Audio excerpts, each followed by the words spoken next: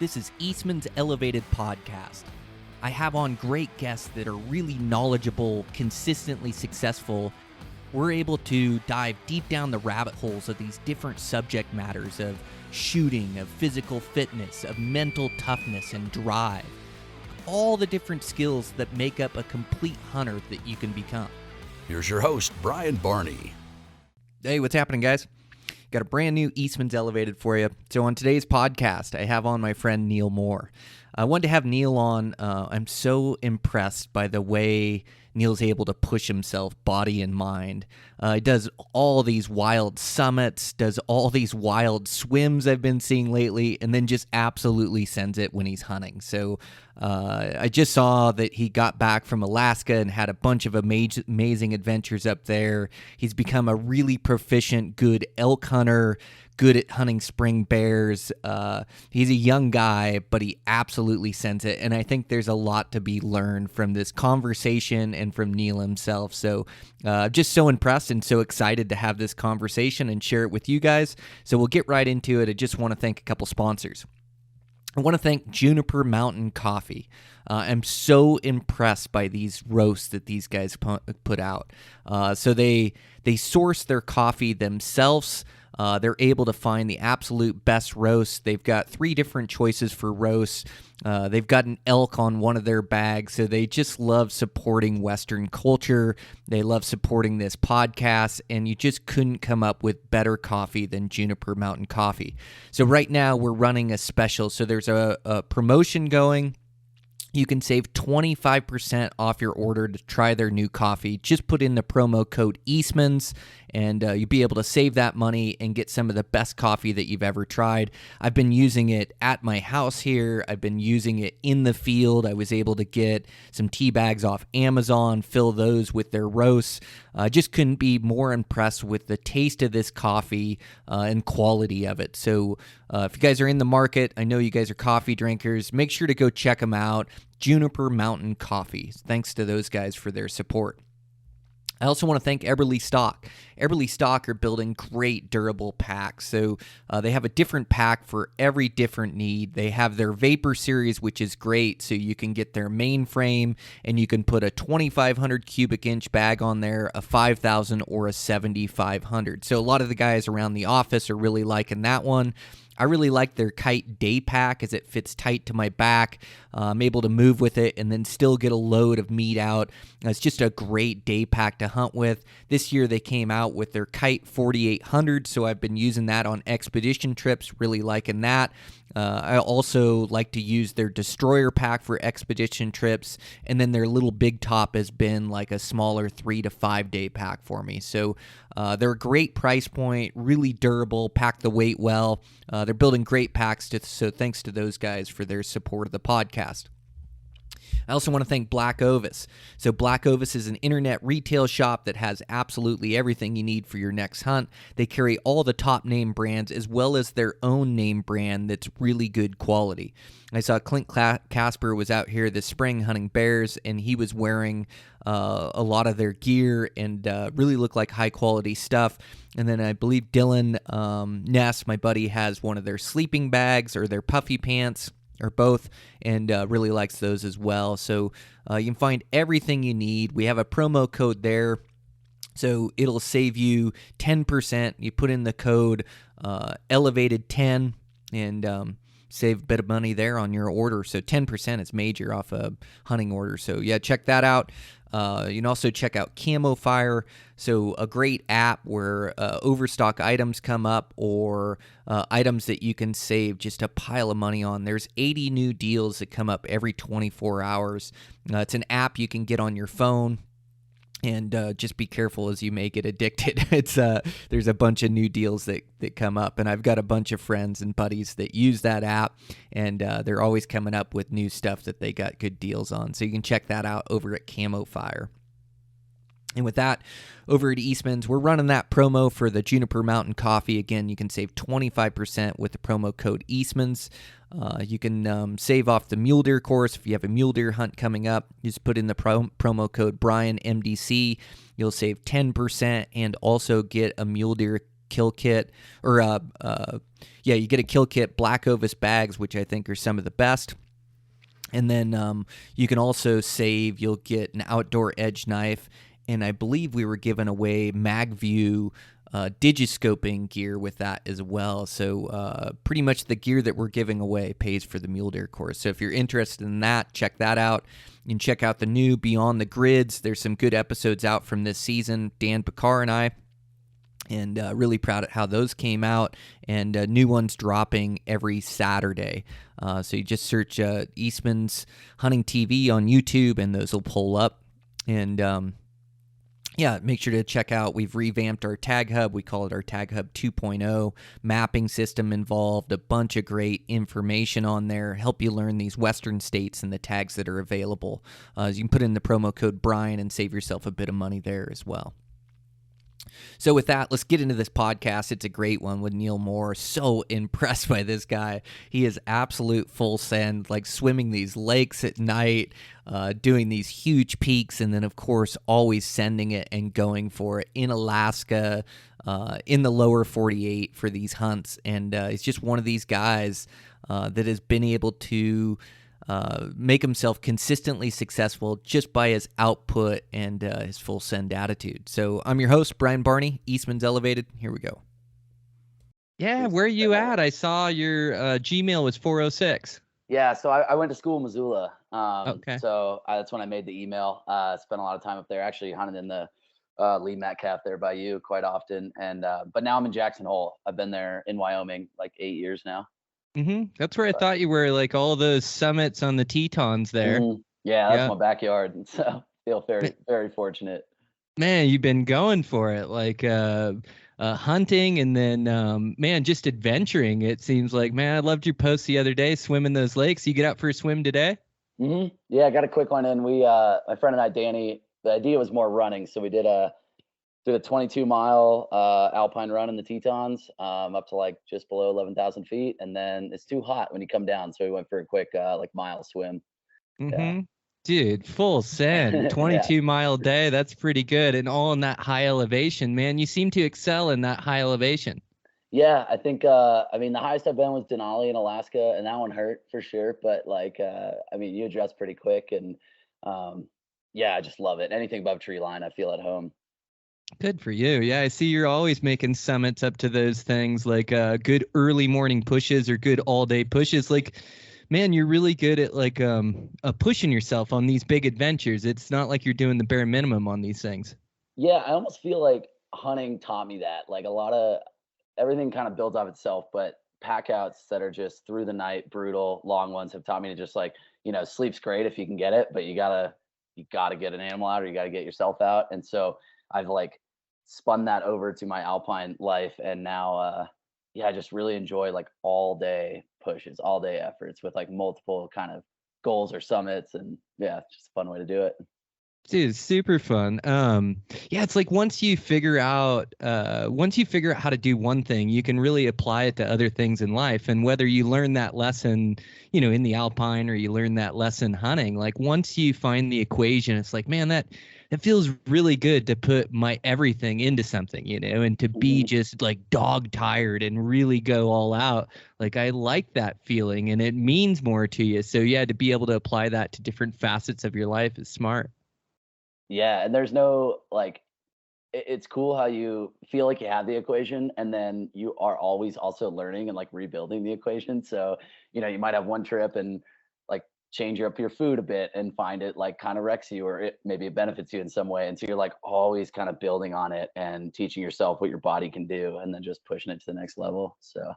Man, good for you. Yeah, you keep yourself in mountain shape. It makes a difference, doesn't it? Yeah. It's like when you train the body for the mountains, it really responds well in the mountains. Yeah, especially if you can year-round mountain shape. And that was what I didn't used to have. Well, in winter, I used to do a lot of mountain lion tracking for Montana, which was sweet. But now, like down here, I mean, in Jackson, Wyoming, we are an adult playground, and there's a recreation per season. And what I've noticed is over the last 4 to 5 years, my mountain shape stays with me through the year. And it used to, you'd have to build it, which was annoying. But yeah. Yeah, I hear you. It's like for hunting too. I don't like to get too far out of shape. Like I just like to be ready all the time, like be in good shape. And I also like it's just positive habits, right? And you're Hmm. building habits no matter what you're doing in life, whether they're positive or negative. And those positive habits of just like activity level, like every day pushing yourself. So like watching you swim those lakes, it inspired me to go swimming like I did No a way. small lake today. Yeah, it's super cool, man. It's Badass. You in a I've done wetsuit? Is like it pretty cold? it was pretty cold, but I was warm right after the run. Like you were Yep. saying, it was 90-degree heat, high mountain Cool. run. And Yep. so, yeah, I Totally. jumped right in and cooled off. My dog swam it with me. Yeah, it was killer. Nice. Well, honestly, on the flip side, I've been following you for a long time, and you're running the trail running. It's something that a lot of people do down here. I always watch you doing it, especially with your dog. And that is actually one I didn't really get into until the last year and a half. And it's just something I never felt as excited about as like climbing or swimming. And lately, I've been pushing myself to do it, and now it's turned from like a push to like just being really fun. And I will be honest, I've never had one activity blast me into mountain shape more than trail running. Mhm. I've just felt stronger than ever this year, and so thanks for the inspiration. You run all the time. Dude, yeah, thank you. Yeah, likewise. I love your follow on social media. Like you say, you're always going full send. But yeah, that the running, it just puts a higher exertion on your body in a shorter amount of time. So it seems Hmm. like you can get better workouts from it. And then, it just works the legs and the lungs and all that stuff we need in the mountains. So yeah, I think it transfers over pretty well. Really well, and I think it increases your altitude ability faster. You're just breathing harder at that altitude, and your body acclimates faster. And I've been blown away. I'm into it now. Yeah. So Oh, that yeah. high elevation stuff too. It's like you said today, above 10,000. Man, that stuff makes such the difference. Like elevation is such the equalizers. Like hills get Hmm. so much bigger at elevation. Like I know, here at my house at 6,000, 7,000, I can go run up 500 feet, 1,000 feet, no problem. But it's like different once I get to Colorado and I'm at 12,000 feet. Those 500 to 1,000 feet pushes, they like take a lot longer and my legs are on fire and like you just Absolutely. really feel it. So like you say, the more time you can spend at altitude, and definitely like running helps me too, like adapt to that high elevation. I think it's just money in the bank. Dude, I got so I ran this marathon once at all above Uh-huh. 10,000 feet. And Oh my God, where I was was that? they do it on the top of the Gravelies. They do it every Okay. year, the Yep. Madison Marathon, which is really cool. Sweet. But I ran it and I had been running really strong, and I had just run like a 3 hour, 15-minute marathon or something. So, I figured on this thing, it's high elevation, but I'm not gaining much elevation. Like I should be able to just coast and kill this thing. And so I was giving myself 3 hours, 30 minutes, 3 hours, 45 minutes. About 4.5 hours later, I crossed the finish line, dude, just so exhausted. Like Hmm. that elevation just takes it out of you. Yeah, I remember going up Denali about a year ago. I had never been above like 15,000, and from there up, we actually got summit twice in 3 days, and the first summit was just like I've never felt so slow in the mountains. I was like, okay, it's not you, it's just this air. You got to get used to it, and there's like headaches and awful, but it's amazing what our bodies can do. Came down from that back to 14. 2 days later, went for it again, and I could have like run up the thing. It was wild. Like you just Wow. needed that time, like at elevation. It's pretty cool. We luckily here, I think I live right around the same altitude. We're right about 6,200 feet here, but you could throw a rock to 12 to 13,000 pretty close. So very, very fortunate. That acclimation is so important. That's so wild that you did it 2 days later and it came so much easier to you. It's like That fast. just a testament to like really letting the body adapt to that elevation, because it is, man, the first couple days, the first few days, you just feel off. Your appetite feels off, the Hmm. headaches that you mentioned. It can actually get scary, like big exertion in high mountains. I don't know if you've ever felt it before, but I'll feel a bit off or like a bit dizzy and I don't feel like eating, and sometimes on like a really big push at altitude. Do you feel any of that anymore, or are you just Uh, used to it? I definitely feel the occasion like the first summit of the year, first couple summits, Yep. I'll get like a little lightheaded or dizzy, and it's scary because that higher elevation stuff is where your decision making needs to be the most on point, right? And you Yeah. can catch yourself being like, oh man, I'm not like thinking as clearly. So, but definitely one that does not go away is that weird appetite.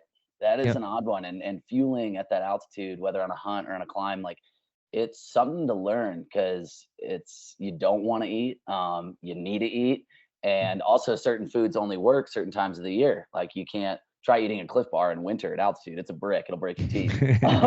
So there's this weird, yeah, there's a lot of learning curves there. And then weather too, it's just that much more, kind of critical. Yeah. Dude, I'm so interested. That alpine stuff is so cool that you do. It's such a big push. Do you see like that effort and like all your work at that high elevation? I bet you see it pay just huge dividends come hunting season, right? Just in your push and the mental side of things and in everything. It's got to make you way better in the mountains. Yeah. Both work back to each other. Like the hunting makes every pack that I use the rest of the year feel light.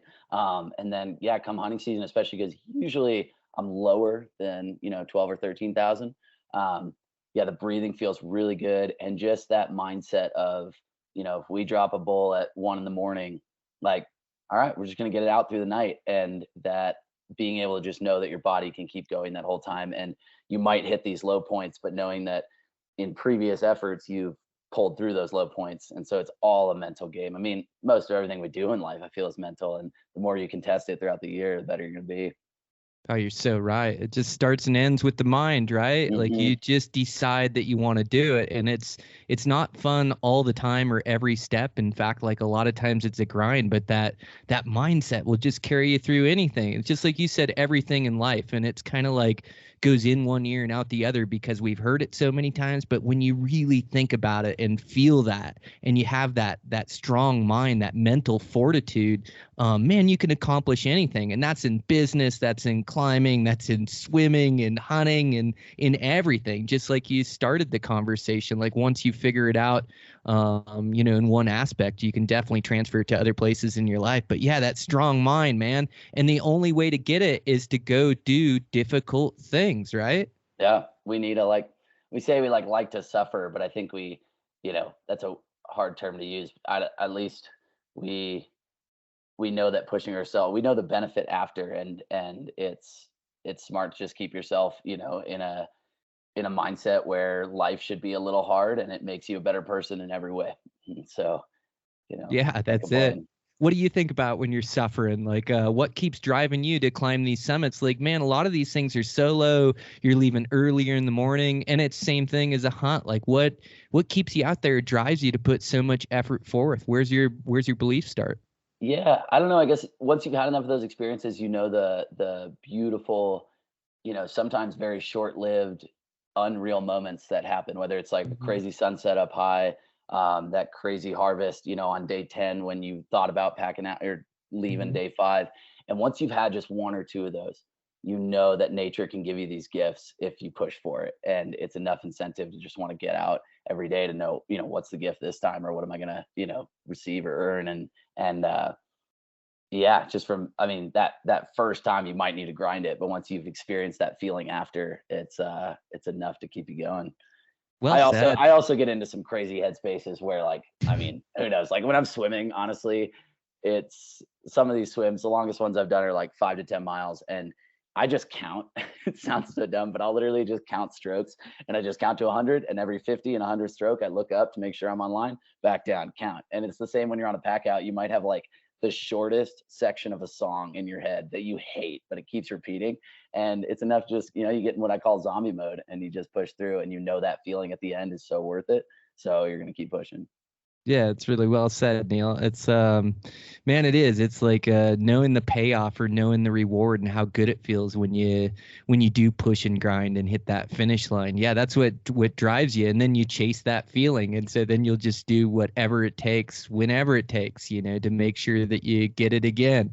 Yeah, it's well said, and also like breaking down the time into chunks or into smaller portions, like not looking at the overall swim or the overall run, how many miles you got to do or how many miles you got to go, like really trying to be present in the moment, or like you say, break it down. Like sometimes I can just count steps, or and my mind will go to some weird places too when you do suffer so much or do so many of these activities that are really physical, you get pretty good at being inside your own head, and you really just don't let your thoughts turn negative. Like, even if something hurts, even if bad weather comes in, like, you definitely have to make smart decisions, but in the same breath, it's just like, oh, it'll make for a better adventure. Like, it's good. It's just like used to facing challenges, I guess, and used to overcoming them, which is that same thing you're doing as well.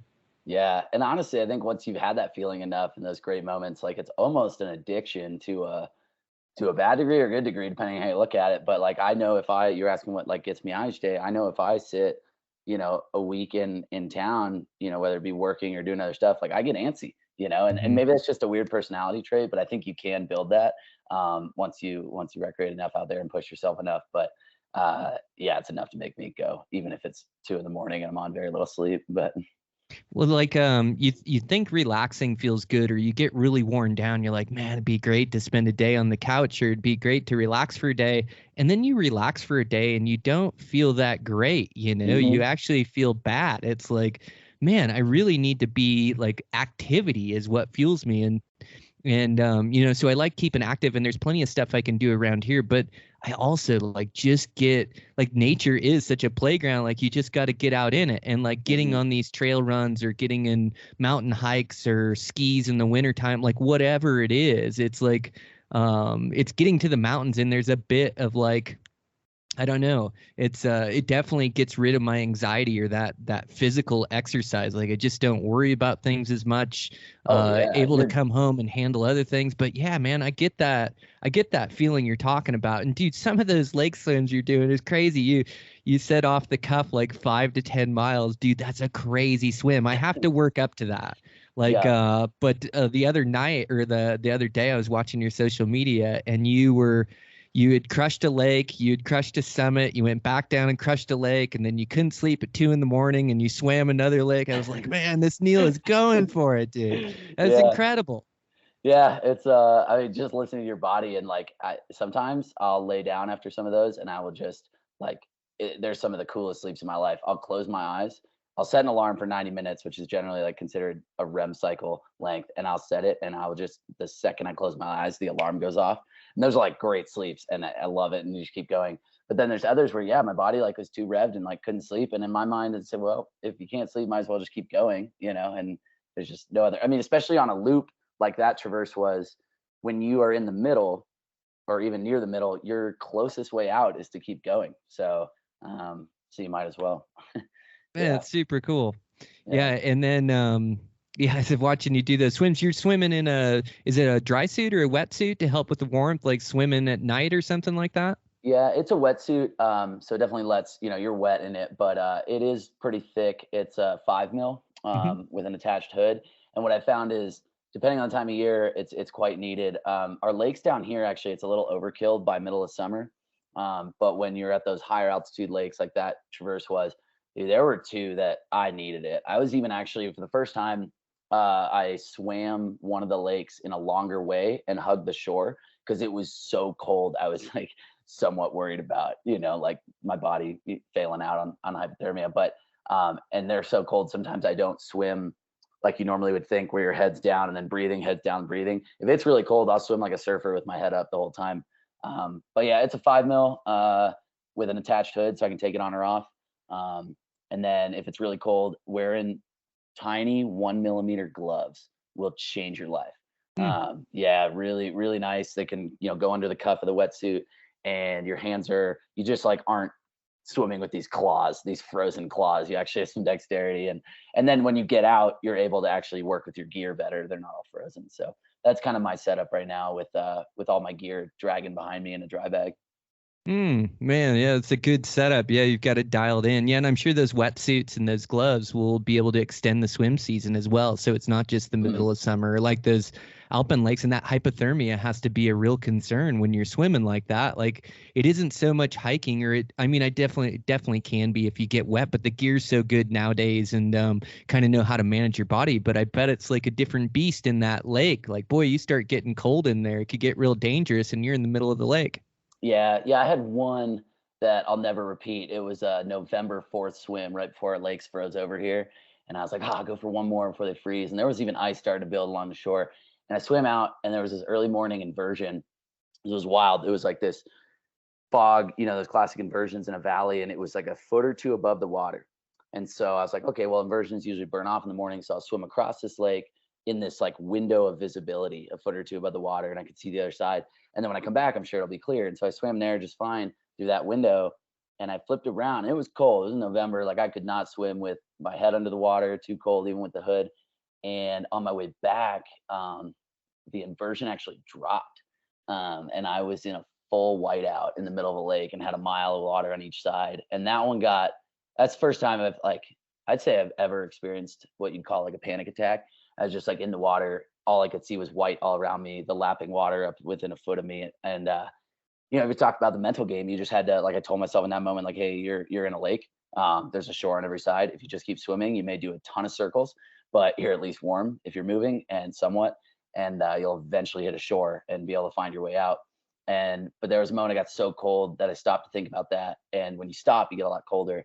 And I just realized in that moment, I was like, wait, you have to keep moving. And I like ripped my head off to get clarity, my hood off, and then realized, wait, ripping your hood off is not the move. I need that, put it back on. And I had to just like breathe and like calm down, think about it, and just trust that like this, I'm in a lake, I will eventually hit a shore. And so, yeah, I just kept swimming and ended up actually seeing the sun rise, and I could just barely make it out. And I knew, it's rising in the southeast down here. So if I swam a little bit left of it, I should be perfectly east. And that once I had that, I had a bearing and was able to get to the shore. But yeah, that one required a little bit of all your training, man. Like cold weather, what to do, cold water, and then also navigation and mental game. So yeah, probably won't do a November one again, but yeah.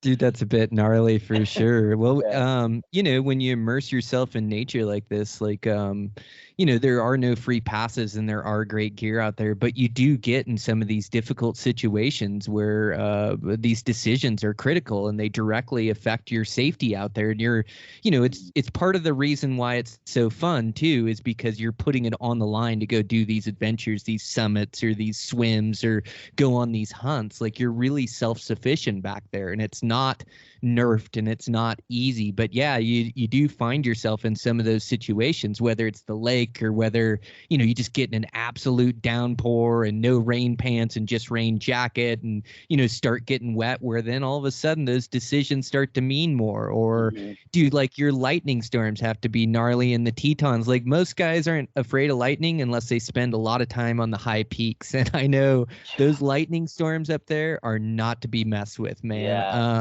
I bet you've had some sketchy storms that come through there and learned some valuable lessons as well.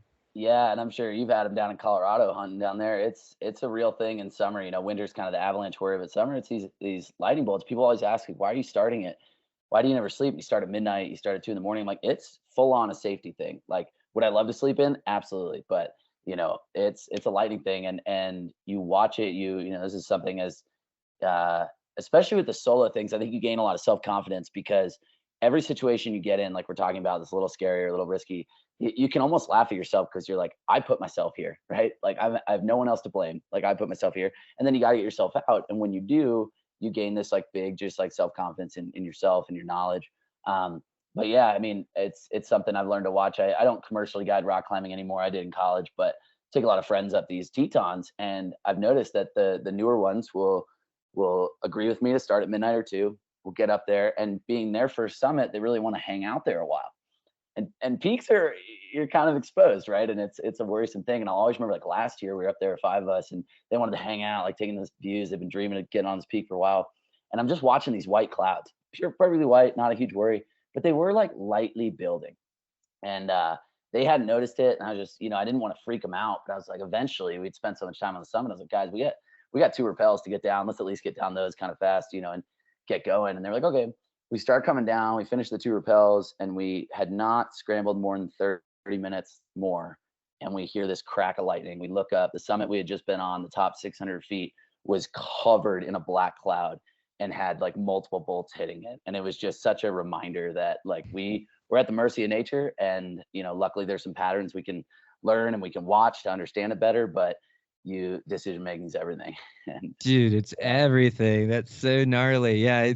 It's just that bad time frame in the summer to early fall, and it's in all these western states. Wyoming, I hunt south of you down there. Nevada, I've got a tag this year. Utah, Nice. man, it could get gnarly in any of those places, and you become part weatherman. Like, you have to read the storms that are coming in, and you have to read them building, but they also like form right around those mountains, just like you're talking about around that peak. And I've had some of my sketchiest moments where it just seems like almost clouds are rolling in or fog around me, and it's kind of white. It doesn't look threatening at all. And that first bolt of lightning is right on top of me. And then it starts hailing and raining and cracking. And if you don't like set yourself up right and get to a lower elevation and get to a group of trees or get to a low where you can ride them out, man, you're in tough shape. Because just like you saw it hit that peak, man, I've watched it hit peaks and hit them multiple times over, and I was just standing on it a couple hours ago. And so it's humbling, man. Those rocks, man, they attract the lightning, and it's just a different beast in the high country.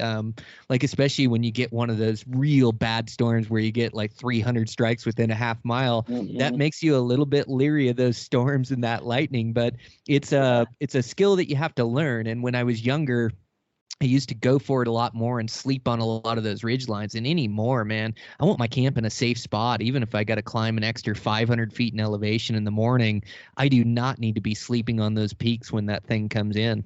Yeah, and they come in so fast that whether your lack of sleep to start early or your extra effort to camp down low, it is worth it. It's absolutely worth it. That's just like a learned skill, and it's got to be extra hard. I mean, especially if you're hunting, all these various states. Each state has its own, weather systems, own kind of hazards. I'm sure, the desert. I worked down in New Mexico for a bit, and those monsoons were new to me. I was like, all right, got to learn this new weather thing. And now guiding hunts in Alaska, I'm like, all right, like maybe it's not as high altitude, maybe it's not as big lightning storms, but the rain and the wind is just like a newer factor that, you just, I mean, it's fun, but you definitely, if you're unsafe, you need to like do a bit of research on the areas you're going. Yeah, so looked like you spent some time in Alaska last year, right? Did I see that on your feed? Yeah, so I've been going up there. This will be my 4th year. I was a packer for like 2.5 years or so to obtain my guide's license. So got that this last winter. So I was actually this year, my 4th year up there will be my I'll be up there 3 times. So I had a brown bear hunt in May, and then I'll go up. Actually, God, it's coming up so soon. I'm so excited. I got a first Dall sheep hunt this August, and that one I'm actually kind of like training on in a sense. Even though I have my guide's license, the outfitter and I are going together with our client. And should be fully trained after that on Dall sheep. And then every September, and this is what I started on. I'm sorry, Jackson Hole. I love September down here, the elk rutting and everything, but I'm in Alaska all September for moose. It's just something I've fallen in love with. So yeah, good for you, man. Yeah, so where do we even begin on that, dude? How was the brown bear hunt this spring? That had to be pretty wild. Yeah, it was cool. It was a great one. That was also my first brown bear. It's all been moose prior to this, so I'm kind of learning all these other two. Did you guys in Montana? You had a late spring, I take it. We did too. Like more rain, yeah. And totally. So bears came out a little later, just gnarlier weather than you'd expect kind of in your spring. And Alaska was the same way. We spent basically 10 days in either 40-mile-an-hour winds or rain for all 10 days. And it makes you earn it, man. I love it. But I saw a storm I've never really seen before, 3 days straight of 40 to 60-mile-an-hour winds. Like, didn't stop. Down here it's like, okay, it'll get windy in the afternoon and calm down at night. This was just like, dude, it made you earn it. It was fun. But it kept bear activity a little low.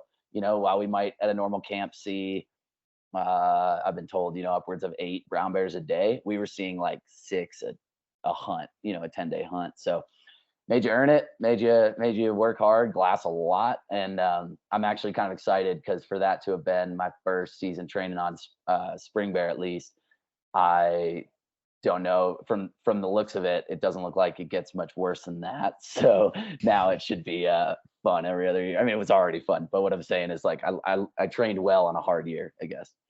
Yeah, it makes sense, dude. Yeah, I've done 3 seasons or 3 different hunts up there in Alaska. Not 3 seasons, but 3 different hunts up there that were self-guided. Such a great place for adventuring. But just like you state, like you have to learn the weather in different places. And I go back every year. I come from the Pacific Northwest and then go out to the Olympic Peninsula fishing for steelhead out there. Nice. But the amount of rain they get, I mean, they get 200 inches of rain a year. So that weather that you're talking about, Alaska, been in some gnarly weather in New Zealand where it rained on us for like 3 days. But when you're in that kind of moisture, even with the best gear, it just seeps in everywhere. Like you just get wet. And so like getting wet is so dangerous. That's when you are hypothermic, and it just makes everything more difficult. Just walking around in the gear, trying to keep drying out. But yeah, it definitely makes things difficult. And then not being able to glass, hear calls like man, it's just you just pray for like nice weather. Can I just have a day where the sun comes out? It sounds like that's what you were having this spring. Yeah, and it happens. Like last year, I got a really cool opportunity to do my own prior to our clients coming in, do my own solo moose hunt. So I spent 12 or 13 days alone up there, and I got decently lucky in that I only lost one whole day to weather. But that happens in Alaska. That's why these hunts are 10+ days. Is you'll wake up and you can't even glass 10 feet. And I don't want to like tromp around through there and spread my scent. And so only lost one full day, but yeah, you come to this reality that, all right, my feet will just be wet for like 5 straight days. Foot care. And yeah, it's a different ball game. It's fun. But it so is. The footwear is so tough over there, right? Because I love tennis shoes. Like I can do anything in tennis shoes. I work in them, I run in them, and then a good waterproof set with some gaiters. You can keep your feet dry. But over there in the muskeg and in the swamplands and crossing like openings, there's no way your feet get wet. And so then you go with like, okay, maybe I'll go with the mountain boot. I'll get some more height out of them, and then I'll be good out there. And then you go over top of those and they get wet. And then you try to wear like waders or something, and then you're miserable and you're wet from sweat of trying to walk around with those things, even the breathable waders. So I have not figured out the answer to the footwear in Alaska, man. It is challenging, but you just come to the realization. It's just like, my feet are just going to be wet. It's just like, it's just what it is at this point. I'm just going to have to dry them out every night, and and there's nothing worse than like wet, cold boots in the morning, is there? Oh my God. Like, especially if you can dry them out after being so wet, you wake up and they're just crusty. Like literally they could stand up on their own, and you just like put them on like a brick. And then, I mean, what I've accepted in Alaska is, especially with that, moose country of just like that tundra, that wet muskeg, like you're talking about. If I just put them on, whether dry or wet, it doesn't really matter, because within 100 yards, it's, this soaking wet muskeg again. And so you just kind of get used to that acceptance. But yeah, it's tough, man. And like, it sounds cool to bring up like a pair of socks per day. That's extra weight. We're always in this like weight to gear ratio that's fun to always test, but man, it's hard to like say you nailed it. Oh, dude. Yeah. You're always making tweaks to it. And then it's just different due to the conditions you face that year too, but yeah, I do like an extra pair of socks, but I can't bring more than like a couple, like, a dry pair, and then the pair that I'm wearing maybe, and then I'll change them out. But yeah, I definitely can't bring a pair for every day. But yeah, those moose are cool, man. It fits your personality really well. Like those things, they're low population densities wherever you're hunting. And I've hunted the Alaskan Yukon one time. I did like a 12-day float that I think got extended to like 14 days. We did like 100-mile float, just a super adventure, man. And I had saw like 10 different bull moose, so it was really good up top. And then it was kind of like really learn the river system and where the good flats were and where the bulls were, and had some close calls, but just tough with the bow and arrow, wasn't able to seal the deal. And then I drew a Shiras tag in like that, probably the same mountain range that you were talking about hunting down here in like the Gravelies. And so I drew my Shiras tag after 22 years of applying last year. And then, dude, you talk about a grind. It was like, it's a really good unit and a good population. It'll grow great bulls. And it's probably like my only chance at a Shiras, and it's got to be killed with a bow with me. And so, I went for it, and I just wouldn't kill a bullwinkle. Like, it didn't have to be a world record, but had to be like one that I was really stoked with, But yeah, 30 days later, I put 30 days into it. I had seen over 40 moose, but just a real challenge, man. And it's like where, it's almost like if somebody tells you they saw a bull moose there, you almost like don't go to that spot anymore because you'll Yep, never see them exactly. again because they roll so much country. But yeah, they're really tough because their population densities are low. And so again, it comes back to that mental fortitude of continuing to hunt the right way and do the right thing and put all this effort in, but not much reward for days on end. And then your reward comes in the form of like one opportunity on day 7 or day 8 where you find a big bull. Like, has that been your experience with it too? Is that why you're drawn to it? Yeah, definitely. Well, first off, I followed that hunt of yours, the Shiras, very, very closely. That was wild. I mean, your tenacity on that to work that hard for bull, because it's almost like you're hunting like a predator in a sense, but it's a prey animal. Like the lower densities you're talking about, they're not talking as much. I mean, you hear the cows calling, but they're not talking as much as like elk would, and it is just a little more of a grind, almost like you're bear hunting or something, in terms of that density. And I think that's the exciting thing that I love about it. The also just the awe that we get to live with this animal that's so big. I mean, elk are big, but when you see a palmated, mass, like especially in Alaska, like you can't even harvest anything below 50 inches unless it's got 4 brows, but we don't see a lot of the 4 brows where we're at. And so when you see that palmation coming through, just that we live with a dinosaur, I think is what really gets me about them. And then the workload, of course, after is just like, wow, we really earned this.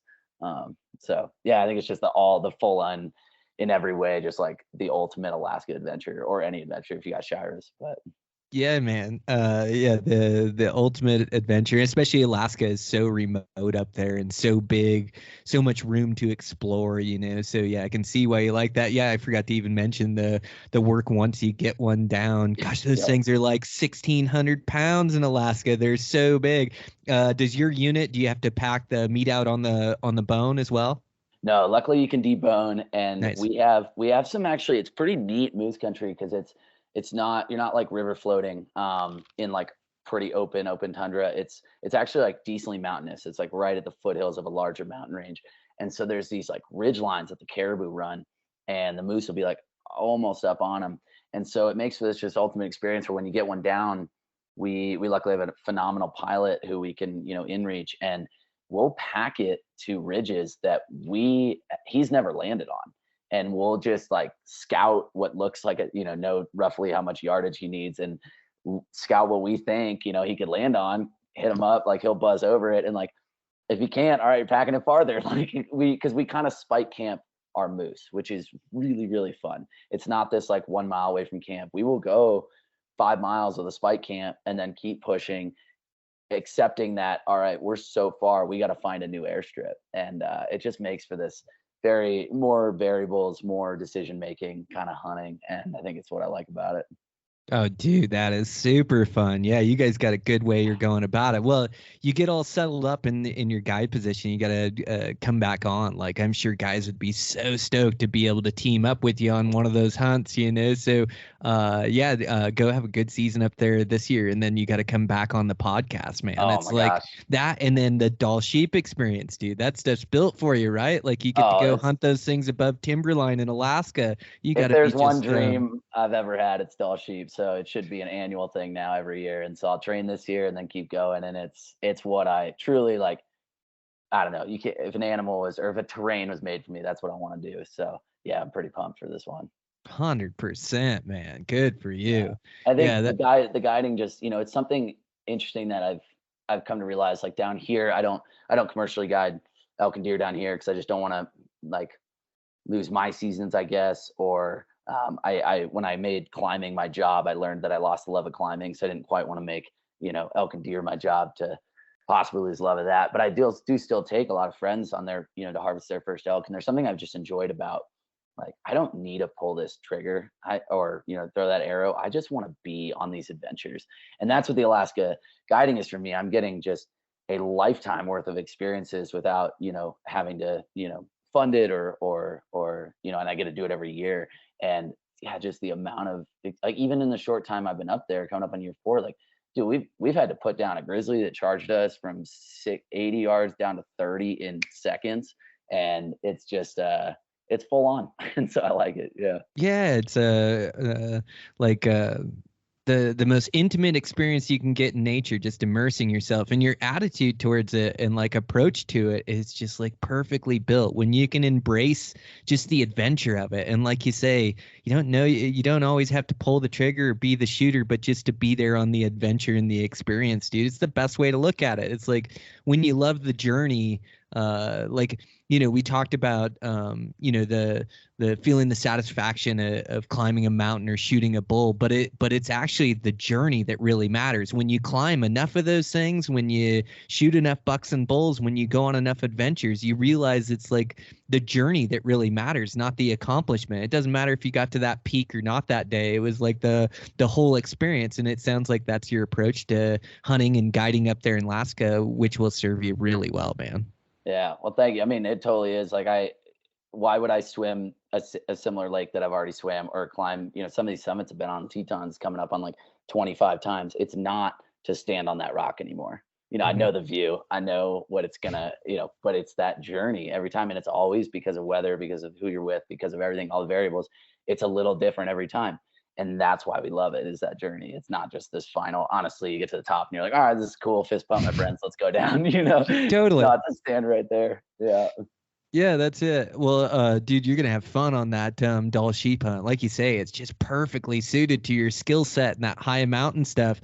So you'll team up with the guide this year, whatever, the outfitter this year. You guys will guide somebody together, right? So he just wants to make sure that you're ready and prepared and have the knowledge and make good decisions, and then you'll be able to go do it on your own. But man, those things, above timberline, and you got to send it up there. You got to be able to cover an immense amount of terrain to find them, because they're not everywhere. And it's like an immense amount of terrain that's extremely gnarly, dude. That has to be so exciting for you.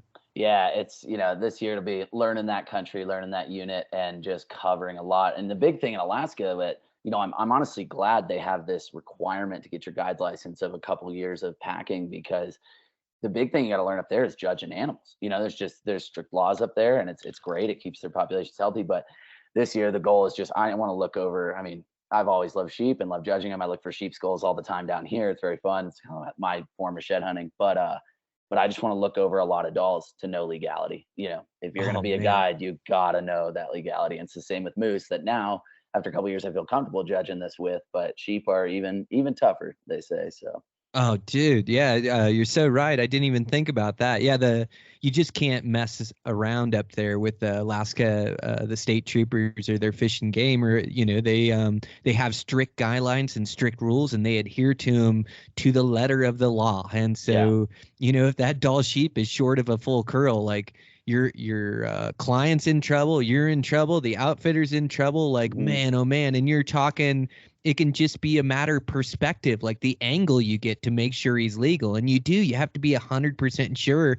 I remember when I was hunting moose up there, it was like, I looked over a lot and prepared myself for it, but in the same breath, like, I couldn't tell you whether, he had to be 55 to 60 inches before I could tell you he was a shooter, because I just didn't want him on that line or to be wrong, Oh, we call our small bulls we see, or ones we're like not sure, we call them 51 inches, and we ain't shooting a 51, because he could go 49.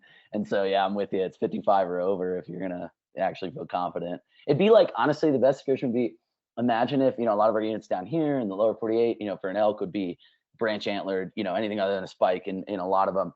Imagine if instead it was, you couldn't harvest anything under 330. How many people glassing a bull a mile away can actually judge the inches perfectly to 330 or greater or less? That would get stressful. And that's what Alaska's kind of like. Yeah, that's a really good comparison. Yeah, it's tough to know that exact score, unless he's 360, 370, then you know it. But anything on the line, yeah, you could very easily go 320. And then too, like people are used to judging elk racks when they're holding them, not when they're seeing them on a head. So they, I think a lot of guys would overestimate what it is. I think you'd get some bulls that were 300 or 310 bulls that were killed thinking they were 330. So yeah, man, it's super difficult. And then with Dall sheep, you're just talking about inches. And so, man, you just gotta stare through the scope, and it sounds like you got to get really the right look and the right angle. And then, I'd imagine, like, I've hunted goats. I'm actually going goat hunting this year. And Oh, then, awesome. but to judge those horns, they're tough to judge from a long distance. Like, the key to it, even with a good scope, is you just got to get closer and look at them to be able to judge them. And I would think it'd be the same thing on sheep, where you see them a long ways off and it's like, man, he's close, but we won't know until we get up there and get a closer look at him. Yeah, I think you just have to stay far away so you don't spook them out. Get that one that's close enough that it's worth the mileage push to get there, but you're not going to know until you're close. And like you said, you're going to need every single angle. So it's a long time looking at them. It's not just like, oh, there's a nice rim, damn, goats. Is that in Montana? No, so I've got a goat hunt up in BC this year. It's a pretty cool deal. I'm buddies with a guide up there, and he works for an outfitter, and we've been talking about this for years and finally put it together. So I'll go up with him. He'll actually have a goat tag as well in this super gnarly mountain range. So we'll backpack in and go hunt them together. So me and my buddy, and then but he is a guide through this outfitter, and so we'll go on that hunt. And then it's bow only. It's going to be super sick. I'm really looking forward to it. It's just like this opportunity that came up that I couldn't pass up. But he actually has a stone sheep tag with his bow after we finish off. So talking about enjoying the journey, or like, I may never get to hunt a stone sheep, never say never, like maybe my opportunity will come, but I do get to go with him as he's got a bow tag for one, and go experience that gnarly mountain range and being able to move around and go find those things. So I'm super stoked. Like, for me, bow hunting, like, I want to bow hunt the most extreme terrain, toughest animals, biggest challenge, and this definitely fits the bill as far as like extreme terrain. Yeah, I think alpine animals with a bow is probably the number one hardest thing, because like getting in close is hard. There's less timber. You have all the variables we talked about with lightning and all that. It sounds like the ultimate. And just to join on a stone sheep hunt, well done. That'll be amazing. God, dude, yeah, I'm so stoked. Yeah, kicks off. I fly out here in August 13th. So yeah, it's gonna come up quick. Okay. Dang. Yeah. That's like you. Your doll sheep. It ought to take place here pretty quick, right? Yeah, fly up August 7th. I think the hunt starts 8th to the 18th. And then I'll come back here for just a couple weeks, get some final climbing in, say goodbye to climbing season. September 1st hits, and it's moose season. So it'll kind of be two trips to Alaska with a week and a half or so back home in between. Yeah, you've worked it out where you have different seasons for things you like to enjoy, right? It's so fun to like have the entire year and have things to go do, whatever it may be. But these outdoor recreations, like, I know, there's times of the year where I'm fly fishing really hard, times of the year where I'm bow hunting really hard, times of the year where I'm running really hard. Like, there's always something to do when you live in the mountains. But it's pretty nice when you set up your life where there's always something exciting to go do. Yeah, and I think that's what I've fallen in love with this season. So I grew up in San Francisco, and for 18 years was like surfing and climbing. And you could basically climb year round.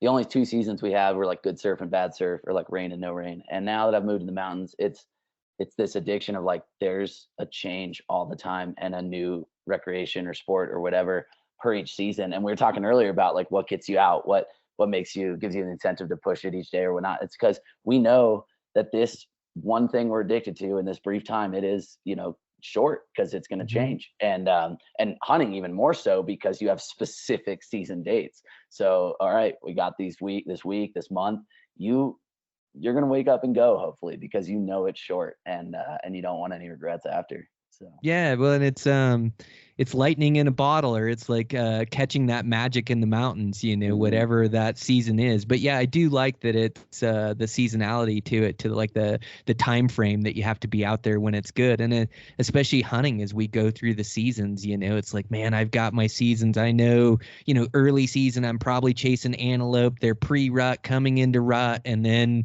I'll start chasing high country mule deer. And that season is so short in that alpine environment. Those seasons take place from about, Nevada opens August 10th, and then usually by about September 10th, I'm wrapping up high country mule deer, and that's it for the year. Like 1-2 hunts, and then, and then into elk, and then into the muley rut, and then you can chase the muley rut down south. But it really is it's like timing on a lot of these hunts. I wouldn't be able to fill out or even have a chance at these animals unless like I had my timing dialed to go chase them, but yeah, it's a bit how it is with everything, right? Is you just get this season and then you go hard and then, it's over and you have a whole year to wait till the next season comes around.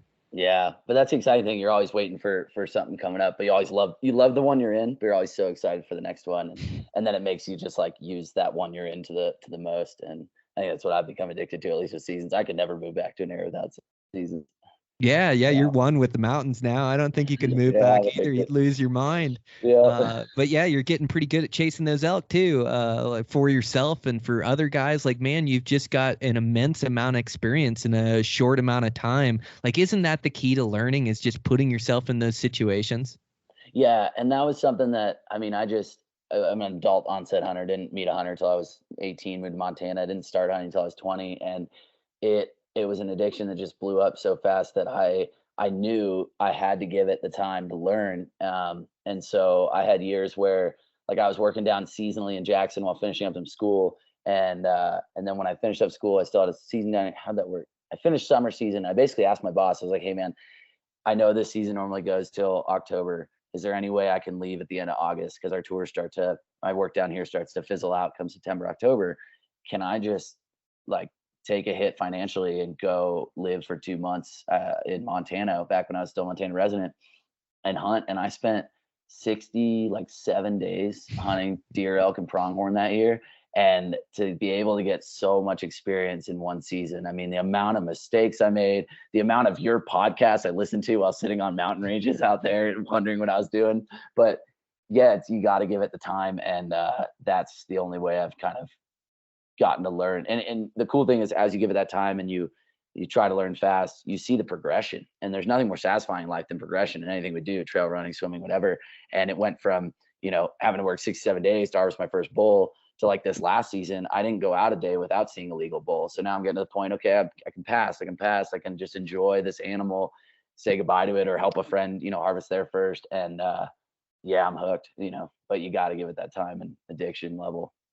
Yeah, super cool. Well, yeah, 67 days, some guys only get 7 to 10 days a year. So you're really like compounding 5 years, 6 years, 7 years worth of experience all in one season. And like you say, I don't think there's any other way to go through it than to send it and go for it, fail, make mistakes, and recalibrate, and then go back at it and just try to figure out a way. And I think we all have to build like our hunt instincts and our preferences as well. I don't think we all hunt the same, and I'm fairly aggressive and make things happen and try to give myself a chance. And I'd imagine you're similar, where you see elk, go for elk, go see what happens, and then learn and evolve from there. But yeah, that experience is so key, man. That's where you just grow. You're able to grow exponentially and really sharpen your skills. And the better skills you have, just the better chance you have at killing elk. Like you're seeing now, you're reaping the benefits of spending that time in, where you're just consistently getting into elk. And that takes a long time to hone, for sure.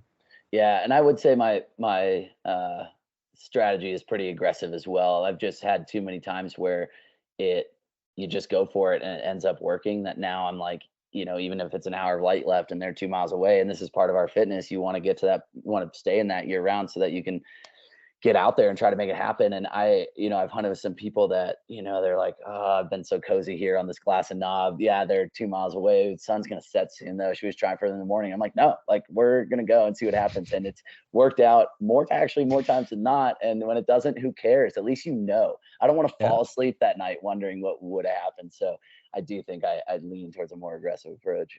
Yeah, 100%. Yeah, me too. And then it's like, as we continue with our journey, it's like being able to mix in some patience with the aggressiveness, and not like those situations that you're talking about. I'm full send as well. But then it's like a matter of getting over there and kind of knowing what you can get away with and what you can't, and when to kind of push and when not. And even though you went for it, you might back out, with them not knowing you're there. Like, you just start to mix in a little patience with the aggressiveness. And I think it served me well as I get older. But that send it, go for it attitude, no bull too far, no amount of light late is too little. Like always go, always give myself a chance. And sometimes it's so many miles over there and this huge canyon I got to cross, and I just get over there and the wind's bad and I spook them, and I just got this long walk back to camp. Think about it, but it's totally worth it. It's like that served me so well throughout my years of bow hunting, and like you say, maybe not more times than not, but it definitely is like the reason why I've harvested a lot of animals. Is just that send-it attitude, you know? So yeah, I think that's a huge part of it. Absolutely. And like you know, it is this interesting balance of patience, like you were talking about. And that's something I've actually learned, and it helped increase my success. But I might sprint across that canyon, but then, yeah, you have to like know when to slow down, you know, and be patient. And I think patience is also, I've learned a lot with glassing. You know, luckily my job, I guide these wildlife tours in Yellowstone and Grand Teton. I get to spend a lot of time behind glass. It's interesting. I'll put huge efforts to getting in deep and find that glassy knob. Actually, you know, a lot of what you were saying in your earlier podcast with bear hunting, like put in that big effort, get to that glassy knob, but then sit, you know, and that's where I'm learning that patience does kill, is when like, all right, now it's time for my eyes to do the work, you know, and I've reaped the benefits of that as I slowly learn how to be a little more patient in that regard. But I still will like at least go for it, like we're talking about at those last light moments, because I would rather fall asleep that night knowing that it didn't happen than wondering what could have been. And that's just a weird mental thing that I think it helps me sleep. Yeah, no Yeah. doubt. Well, dude, it's really insightful. You're right. It's like so much of it is pace in the mountains. And yeah, you have to go from this sprint or this charging hard to go get to a vantage point, and you're moving and sweating to an absolute sit still, put your gear on, sit there for a couple hours, see what's moving around. And then just like you said, the pace too is guys don't think about it, but on a lot of these mule deer stalks, on a lot of these elk stalks, yeah, I mean, I'm dang near running to try to get to the spot so they don't move, or so that I can capitalize on the area that they're in. But you're correct, and it's like knowing when to slow down. There's a time to move like the hands of the clock, but there's also a time to be running when you're out of sight. They can't see you. You're trying to get around on them before they change beds or while they're in that area. And so there's a lot of times in hunting where you're moving very quickly to try to get to a place, but it's all about knowing when to slow down. And definitely like rings true for like bow hunting elk. It's like just knowing your pace. Like half the time you're jogging to keep up with the herd so you don't lose them, but then knowing when to slow down when you're coming over that rise, or when you're getting really close to them, or when you're starting to get close to where you heard those bugles or where you think they're at, really slowing down and being able to still hunt and take a few steps and glass in front of you and a few steps. But I think that is like the art of hunting, is just knowing your pace and when to slow down. Yeah, and that I feel like only comes with time. You have enough animals, have enough like stocks, and you mess it up enough, you learn what you can get away with, and you'll still get humbled every so often. Just be like, wow, I thought I'd get away with that, and it didn't work. But you learn to get. You know, I've had friends come on their first hunt. Like my brother came out just to experience one, and people will say, you know, I can't, you know, ever join in a hunt. I'm too loud. I don't know how to be quiet in the woods. I'm like, actually, we're gonna be pretty loud at times. Like, especially if we're talking to an elk herd, like we're gonna stomp the ground. We're gonna be pretty loud, and then I'll just tell you when we need to like really slow it down. But man, like you'll be all right. Just come along. Yeah, no doubt. Yeah, that's also a good point. Is like you learn what you can get away with and what you can't with the animals that you're hunting. You know when they're gonna see you or when they're not, or when they're gonna wind you or they're not. And so you like take what they give you. You know, it's like you move in close, and then you know if the animals give you an opening or give you a spot, you take it. But if they're to a spot where they're gonna catch you, and it's like, man, I know I can't make it across this meadow. They're gonna see me down here. I just have to sit here and wait. And sometimes, you know, I have to just sit and wait for a herd to move off 30, 45 minutes with the bull of my dreams screaming his head off chasing cows, but there's nothing I can do. I know I'll get caught. So you're right. As you build these hunting instincts with that experience, you learn what you can get away with and what you can't. And then it serves you so well in like a future encounters with those animals. Yeah, and I think it's also a learning lesson to learn that like sometimes nature goes against some of the rules that you're used to seeing, and it's only an experience that'll let you capitalize on this, being quick on the moment, being, you know, patient in the moment, whatever it is. But there's some times that I've just seen some behavior that completely is not what I expected. And if you're not ready for it, you might not capitalize on that moment. And, or, you know, and this is where your shooting ability comes down, your, fitness to cross whatever mountain range. But yeah, it just all comes with time and time in the woods. And then you spend enough time in the woods, cool stuff happens, and you learn every single time. And so, Yeah, yeah, I think that's so why I'm so well. fun. Yeah, you make so many good points, dude. That's totally right. You spend enough time, like you could be the worst hunter in the world. Eventually, you're just gonna luck into something, and Mhm. and then there are so many facets that go into hunting skills. It's not just being in great shape. It doesn't matter if you can't shoot a rifle or shoot your bow, or if you can't glass and find animals. And so it is like you have to have well-rounded skills all the way through all these facets, whether it's your fitness, your knowledge, your hunting instincts, your shooting ability, like all of those things come into play on a hunt to make it happen. And so, yeah, you really have to be well-rounded as a hunter and pay attention to all those different facets, because if you have like one weak link, it's going to shine its ugly head like during the hunt or like when you're closing in.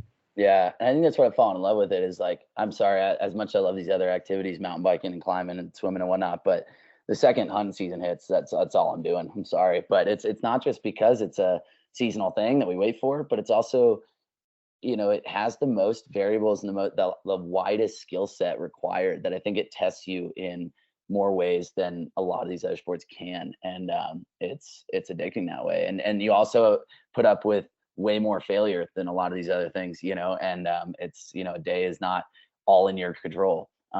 And I think that's why I just like, I'm sorry, when hunting season hits, that's what I'm doing. Yeah, Yeah. that's incredible, man. Yeah, I Yeah. see it on your feed. I see you're totally hooked on it. So yeah, I mean, I got off on some different tangents. I'm definitely so impressed by your mountaineering and your swimming, and definitely think it comes into play. But yeah, man, you're wise beyond your years in your hunting as well. Like man, you're on a really good path and have had a ton of success already. I can't wait to see what you turn up in the future and this season, and what you're able to accomplish, dude. I think your social media is like one of my favorite follows. I really Oh my enjoy it. God. So yeah, Thanks, keep Brian. up the work.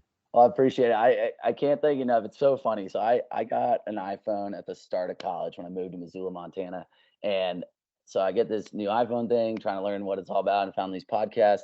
And that was like right when I got into podcasts. And actually Eastman's Elevated was the first one I was listening to, and I was hooked. I remember sitting on these, I was doing everything wrong with bear hunting, but it's like what I wanted to get. I've always loved bears and like wanted to learn how to see more, learn how to stalk them, learn all about them. And I remember just like sitting on these glassy knobs for hours, just ripping through your podcast. And I learned so much. And I credit especially those first couple bears in Montana, thanks to yours. So thanks for everything, dude. It's a hell of a podcast. So thanks.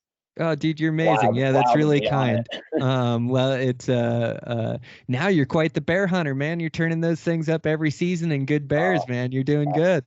yeah, I love black bear. We're lucky here to be able to, I can literally mountain bike 10 minutes from my house and start ripping up the mountains for bears in spring. It's fun.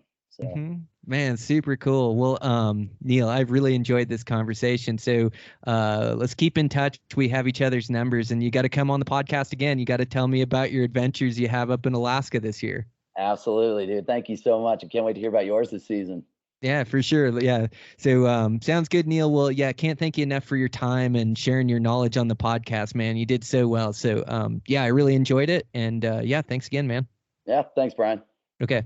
All right, guys, that's a wrap. What a fun conversation. I really enjoyed that podcast. That Neil Moore is absolutely full send. So you can see why he's successful is he's been able to push his body and his mind to new levels to be able to find success. And I just saw he got back from Alaska and had a great trip up there. And there's no doubt that he'll continue to find success on Western game. So thanks to Neil for taking the time and being on. Thanks to our sponsors for today's show, Juniper Mountain Coffee. Again, that promo code is Eastmans, able to save 25% off your order. Just the best roast there. Eberly Stock, Black Ovis, and then also Camo Fire. Promo code for the Mule Deer course is Brian MDC. Get that kill kit, that mag view, save 10%. And Eastman's Tag Hub, put in the promo code Brian, and you'll save a bit of money there. So, yeah, thanks, you guys. It's been a heck of a season so far. I've just had some amazing adventures, and man, the mule deer and elk, and of course able to harvest that bull the other day, which was wild. I covered that on the latest Eastman's Bow Hunting Journal podcast, so you can hear that story about that bull and how it all went down. Eastman's Bow Hunting Journal podcast is that podcast I do with Dan Picard. This week I'm solo on there, but we will get back to Dan and I. We've just both been so busy on these hunts and gone so much. But yeah, you can check that out. It's on a different feed. Just search Eastman's Bow Hunting Journal. Life of a Bow Hunter is the podcast, and check that out. A bunch of great content and information on there. So, yeah, able to wrap up elk season here, so I'll help some buddies continue to go and, man, start getting into this late season mule deer. I've got some tags in my pocket and able to catch up on work and construction a bit here. And so, yeah, I'm feeling pretty good, be able to take some time and have this most recent house framed up and closing in on finishing these couple projects. So, yeah, I think I'm going to be able to squeak some time out and go chase some late season muleys and hopefully capture one or two of them for film. So really excited about putting that together. And so I think I'll start, it's like, what am I going to do? Sit around during hunting season? So I might as well go this weekend, go backpack into a spot and see if I can't find some secondary living mule deer, see if I can find a good buck to go chase around with my bow and arrow. So, man, I'm pumped. It's so awesome to have season here and some adventures. It's like bow hunting is so difficult but so rewarding. So yeah, just living my best life over here for sure. So we'll continue to get work done, get these podcasts out to you guys. Really appreciate the support. You got any questions, make sure to post them on to my social media, and I'll try to answer them in the intros and endings. And then yeah, thanks so much for the reviews. Spotify and iTunes really helps the algorithm. So appreciate all you guys doing that. It's like one click on there to leave a review is pretty easy. And it's really keeps this podcast rolling. So I really appreciate that. Thanks, you guys. Wish you guys all the luck and good hunting this season, and hope you're getting out on just some amazing adventures. Like, the enjoyment is definitely in the journey of being able to do these things and go to these wild places, have time off work, be able to reset, get our minds right, push our bodies, push our mind. There is nothing like backcountry hunting. And so hopefully you guys still have some good adventures coming up, and make sure to share your success with me as I love seeing it.